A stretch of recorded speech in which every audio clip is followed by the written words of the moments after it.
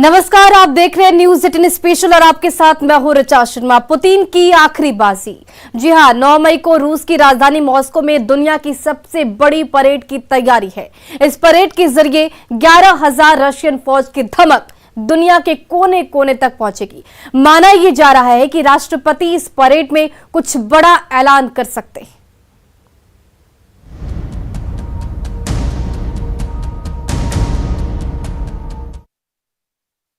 Ура!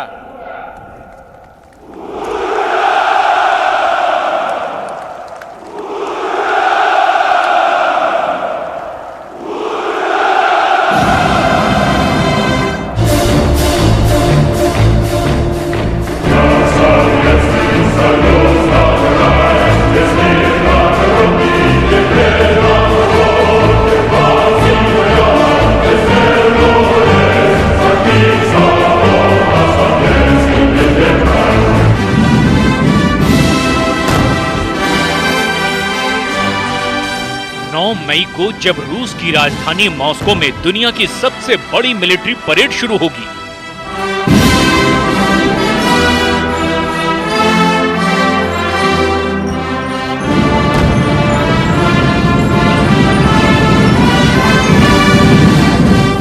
जब रशियन फौज की धमक यूक्रेन के साथ दुनिया के कोने कोने तक पहुंचेगी।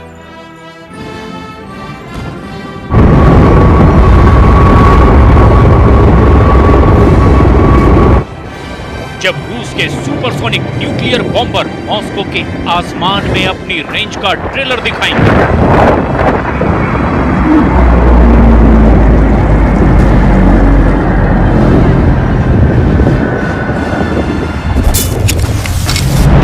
जब रूस का परमाणु बम रेड स्क्वायर पर परेड में शामिल होकर ब्रिटेन और अमेरिका को डराएगा।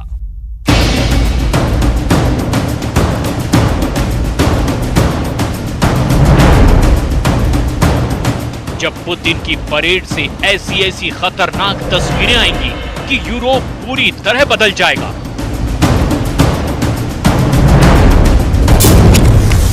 या उसे बदलने की तैयारी शुरू हो जाएगी, क्योंकि पुतिन का भाषण नए वर्ल्ड ऑर्डर की बुनियाद रख देगा।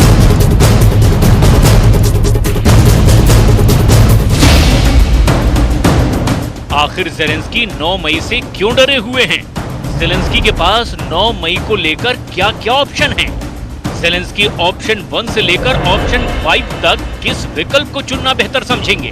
क्या इन सभी ऑप्शन में यूक्रेन के साथ उनके खुद बचने के भी चांस हैं? 9 मई की रशियन परेड को लेकर बहुत ज्यादा डर बना हुआ है। ज़ेलेंस्की की कैपिटल कीव से लेकर ब्रिटेन की राजधानी लंदन और अमेरिका के वॉशिंगटन डीसी तक सिर्फ यही सवाल किया जा रहा है कि व्लादिमीर पुतिन आखिर यूक्रेन के साथ क्या करने वाले हैं। आखिर 9 मई को मॉस्को में नेटो को डराने वाली मिलिट्री परेड में वो क्या भाषण देने वाले हैं? इस वक्त ज़ेलेंस्की के दिमाग को समझना बहुत जरूरी है। रूस की परेड को लेकर अगर उनकी ब्रेन मैपिंग की जाए तो रिपोर्ट में बहुत बड़े खौफ की तरफ इशारा देखने को मिलेगा। ज़ेलेंस्की के दिमाग में इस वक्त 3 शब्द घूम रहे हैं: 9 मई, व्लादिमीर पुतिन और रूस की фауज. Кожен з таких прильотів – це загибель наших людей, це руйнування нашої інфраструктури. Якщо взяти тільки медичну інфраструктуру, то на сьогодні російські війська знищили або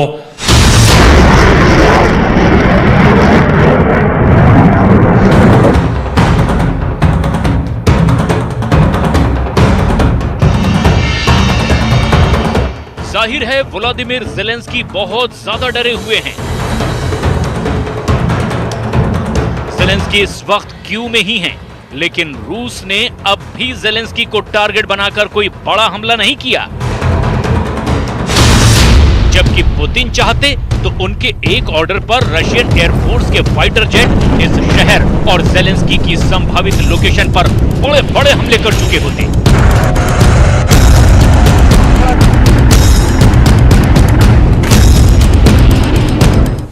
पुतिन चाहते तो कीव का हाल भी मारियापुल जैसा कर देते। वो चाहते तो कीव को भी उसी तरीके से तबाह करते जैसे उनकी फौज ने मारियापुल को किया।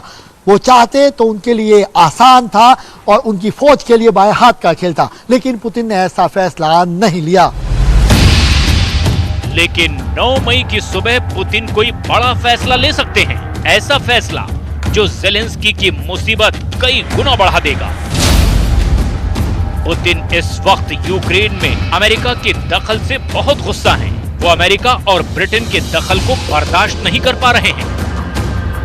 आप उनके विदेश मंत्री की बात सुनेंगे तो पता चलेगा कि पुतिन 9 मई को क्या बताने वाले हैं। आपको पुतिन के असली इरादों का हल्का हल्का अंदाजा इससे मिल जाएगा। карте действительно будущее мира, на карте то, каким этот мир будет. क्या पुतिन यूक्रेन के साथ किसी और जंग का ऐलान करेंगे?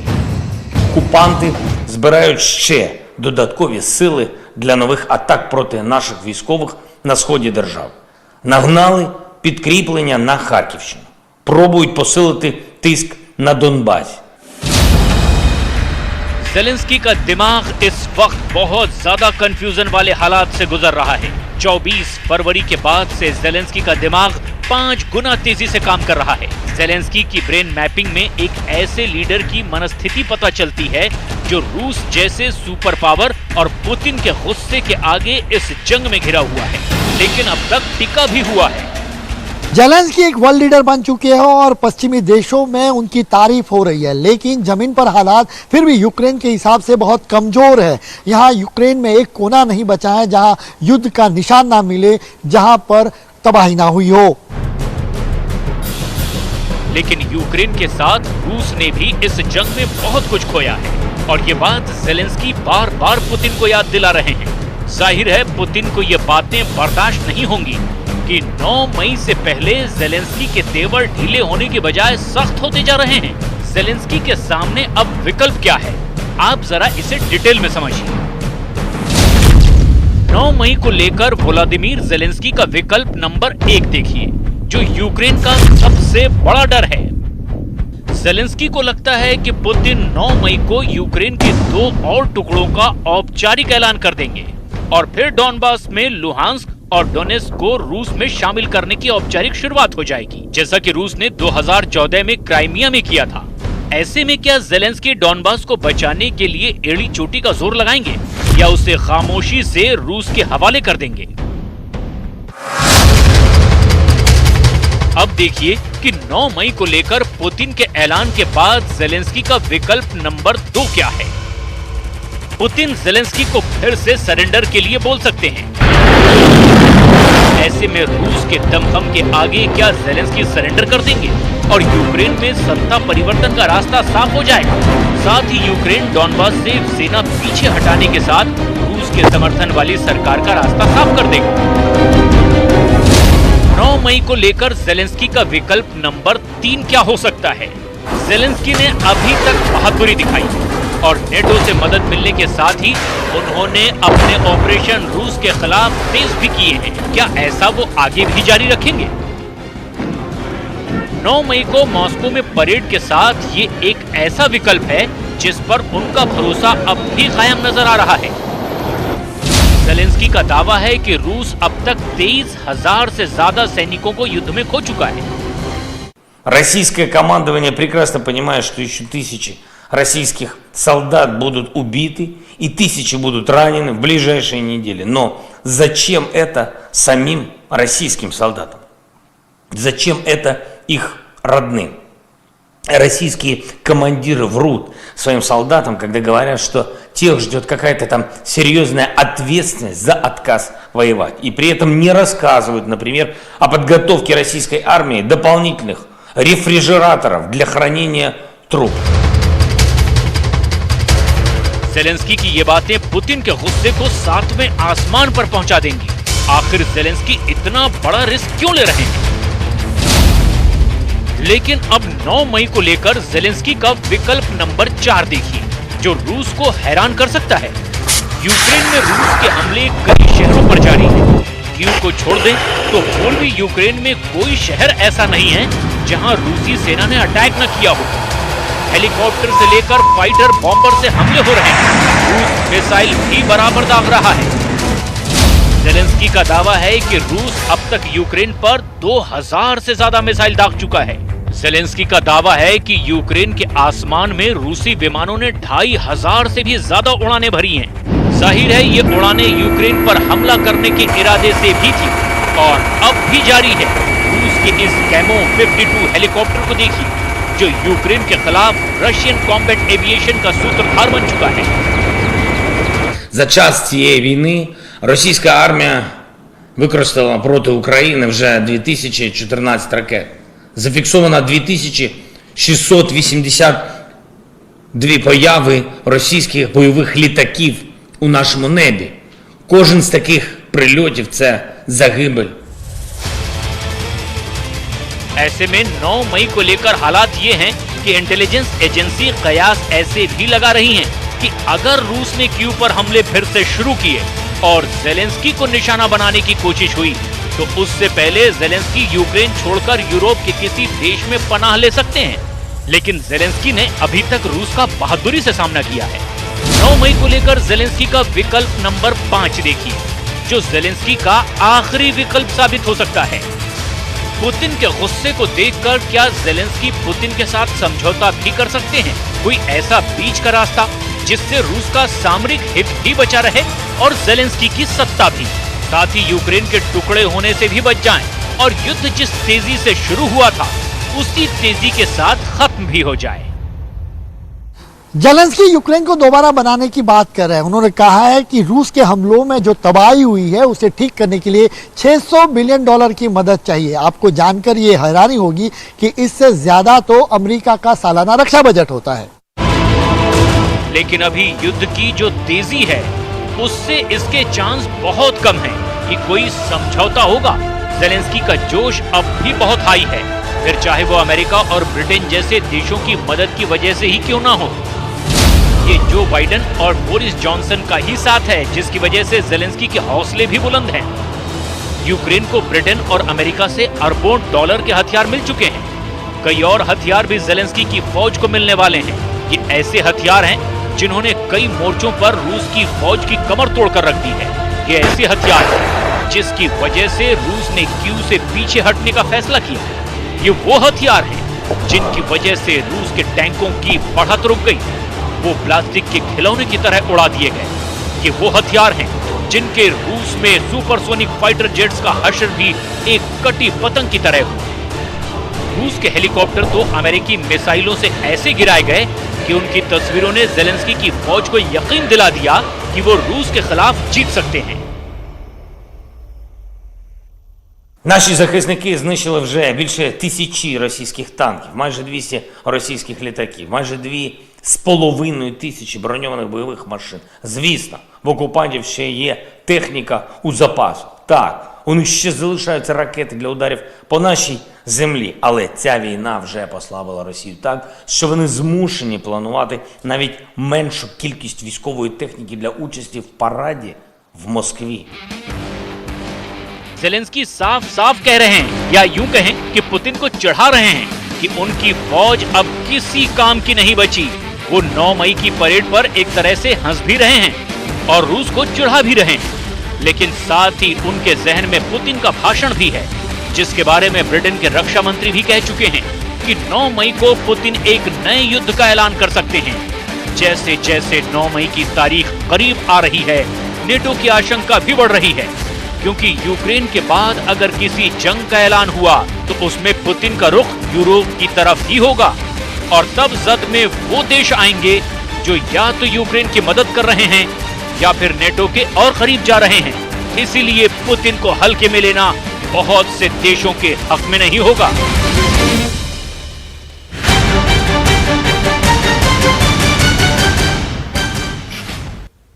यूक्रेन में एक तरफ रूस लगातार सैन्य कार्रवाई कर रहा है। 9 मई को पुतिन विशाल परेड में अहम ऐलान भी करने वाले हैं, लेकिन इधर यूक्रेन का एक कमांडर भी है जो इस तबाही पर आंसू बहाने की बजाय रूस को ललकार रहा है।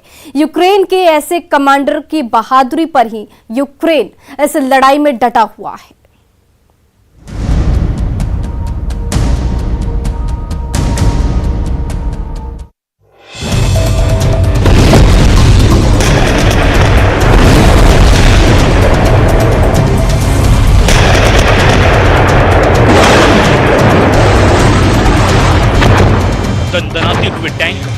टारगेट को तबाह और बर्बाद करने के लिए तेजी से आगे बढ़ रहे हैं।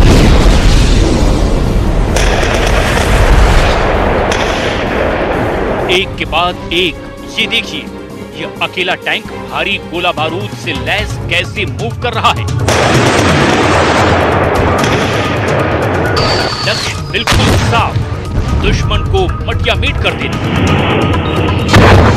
И все. Это все происходило. Перемирие, тишина.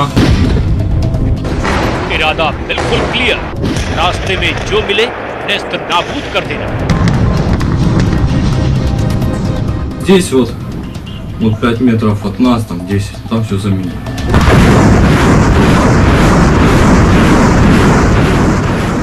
ये देखिए पहला धमाका, दूसरा धमाका,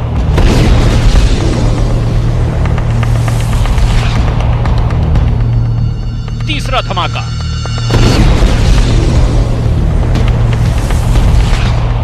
और सब कुछ धुआं धुआं। Мы ребят с флангом прикрываем, идем огонь по Азовстали, если какие-то есть передвижения. В дневное время, в ночное время. दूर दूर तक गोले से निकली बारूदी आवाज।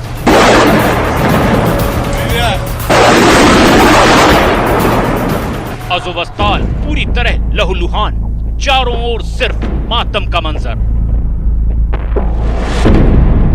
ना अब तक देखा था, ना अब तक सुना था। जंग की ऐसी दास्तां जो सदियों अज़ोवस्ताल के बाशिंदे सुनाते रहेंगे। अज़ोवस्ताल की लड़ाई की ये तस्वीरें आज या सिर्फ कल की नहीं हैं।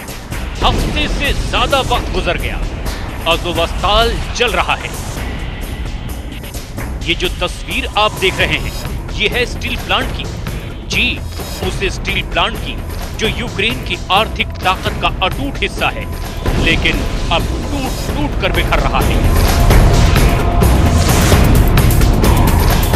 पुतिन के सैनिकों, डोनेत्स्क, लुहांस्क के लड़ाकों ने अज़ोवस्ताल को इस हाल में पहुंचा दिया है कि जगह वीरान हो गई है।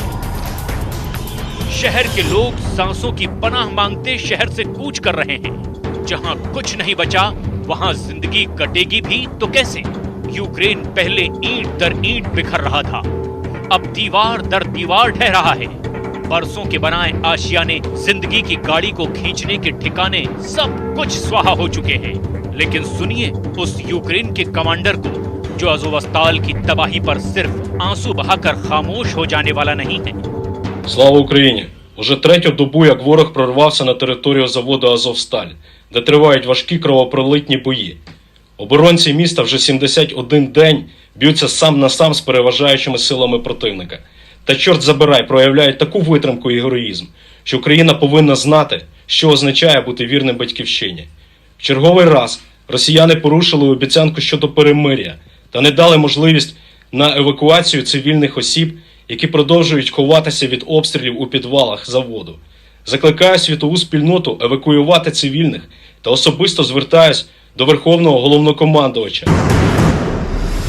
यही वो हौसला है, यही वो जज्बा है, यही वो अंदर की ताकत है, जिसके दम पर यूक्रेन की मुट्ठी भर सेना अपने से कई गुना शक्तिशाली फौज से लोहा ले रही है। बर्बादी के बीच फिर से बसर का ठिकाना ढूंढ रही है। शमशान में तब्दील मारियुपोल में उम्मीद की नई किरण तलाश रही है। कमांडर इन चीफ ज़ेलेंस्की ऐसे ही रणबांकुरों की बदौलत पुतिन को पीठ दिखाने के बदले जंग में दो हाथ कर रहे हैं। Це лікарні, пологові будинки, амбулаторії тощо. В тимчасово окупованих районах України, на Сході і на Півдні просто катастрофічна ситуація з доступом до медичних послуг і ліків. Не вистачає навіть найпростіших препаратів. Росія принесла в Україну, в Європу такі проблеми, які ми уявити не могли ще кілька місяців тому. Це фактично повна відсутність лікування для хворих на рак. Це вкрай ускладнений чи повністю відсутній доступ до інсуліну для хворих на цукровий діабет. Це неможливість провести хірургічні операції. Це навіть просто нестача антибіотиків. Наразі російські обстріли і штурм Азовсталі не припиняються, але ще потрібно अज़ोवस्ताल उसी मारियोपोल का हिस्सा है जहां पूरी जंग और तेज हो गई है। इसके पीछे की वजह बताई जा रही है कि रूस जल्दी ही शहर में मौजूद अंतिम यूक्रेनी मोर्चे को जीतकर देश के रणनीतिक रूप से महत्वपूर्ण बंदरगाह पर कब्जा करना चाहता है। मारियोपोल में जंग तेज होने की वजह के पीछे संदेह जताया जा रहा है कि रूस के राष्ट्रपति व्लादिमीर पुतिन 9 मई को विक्ट्री डे पर युद्ध में बड़ी सफलता या युद्ध को और तेज करने की घोषणा देशवासियों के सामने कर सकते हैं। Weapons are coming from abroad, which are needed for us to prevail in the battle for Donbas. और फिलहाल इस खास कार्यक्रम में बस इतना ही। बने रहे न्यूज़ 18 बिहार झारखंड के साथ।